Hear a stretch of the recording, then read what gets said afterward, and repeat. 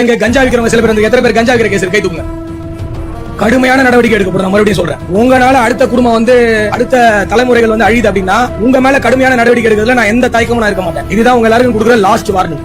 நான் மறுபடியும் சொல்றேன், நீங்க எல்லாரும் ஒழுக்கமா இருந்தீங்க அப்படின்னா அது உங்களுக்கு நல்லது.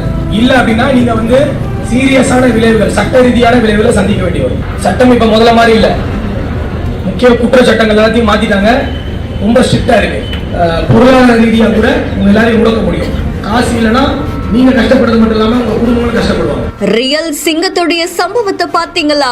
ரெண்டாவது, சமூகத்துல அமைதி நிலவணும். அமைதி நிலவனா இந்த குடிச்சிட்டு போய் பக்கத்து தெருவில் சண்டை போடுறது, இல்ல அவன் தெருவில் பைக் ஓட்டிட்டு போய் இடிக்கிறது, அங்க அடிச்சுக்கிறது, வெட்டிக்கிறது, இந்த ஜல்லிக்கட்டுல பிரச்சனை பண்றது, கோயில் திருவிழால பிரச்சனை பண்றது, ஆடல் பாடல பிரச்சனை பண்றது, இல்ல சாயங்காலம் ஒன்னா உட்காந்து குடிக்கிற இடத்துல பிரச்சனை, இந்த மாதிரிலாம் பண்ணிட்டு இருந்தீங்க அப்படின்னா நீங்க யாரும் நிம்மதியா இருக்க முடியாது. ஆட்சி மாறின அடுத்த நாளே இப்படி ஒரு அதிரடியா? உங்களுக்கு கல்யாணம் ஆயிருந்தா உங்க பொண்டாட்டி உங்க பிள்ளைங்க கூட இருக்க எவனும் எங்கேயும் வரமாட்டான். செத்தா கூட நிறைய பேர் தூக்கி போடுறது வர்றது இல்லை.